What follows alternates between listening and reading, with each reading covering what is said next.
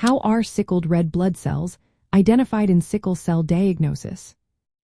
Imagine a tiny cell in your blood that should be round and flexible, helping carry oxygen all around your body.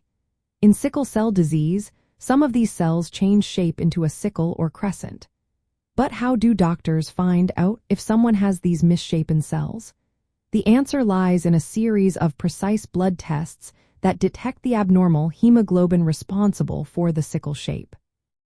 First, a small blood sample is taken, usually from a vein in adults or from a heel or finger prick in babies and children. This sample is then sent to a laboratory for analysis. One common test is the complete blood count, which measures how many red blood cells you have and checks their size and shape. In sickle cell disease, red blood cells may be fewer in number and often look abnormal under the microscope. The most important test for diagnosing sickle cell disease is hemoglobin electrophoresis. This test separates different types of hemoglobin in your blood by applying an electric current. It can identify the presence of hemoglobin S, the abnormal from that causes sickling.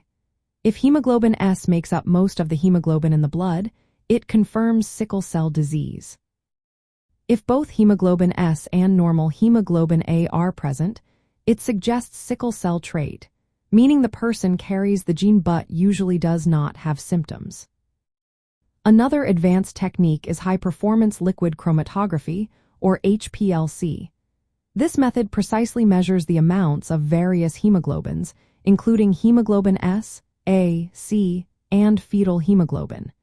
It helps doctors confirm the diagnosis and understand the specific type of sickle cell condition.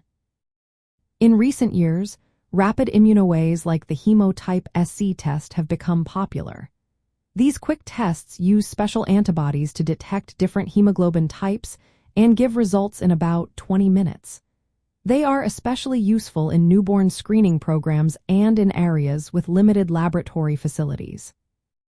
Genetic testing is also available and can detect mutations in the gene responsible for sickle cell disease.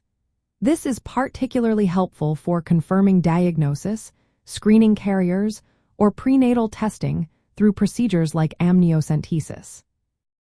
Many countries perform newborn screening shortly after birth. A small blood spot is collected and tested for hemoglobin S. If the test is positive, further confirmatory tests are done to ensure an accurate diagnosis. In summary, doctors identify sickled red blood cells mainly by detecting hemoglobin S through tests like hemoglobin electrophoresis and HPLC. These are supported by blood counts, rapid tests, and genetic analysis. These methods help confirm whether someone has sickle cell disease, distinguish it from being a carrier, and allow for early management and treatment. Always consult healthcare professionals for personalized diagnosis and care, as individual cases can vary.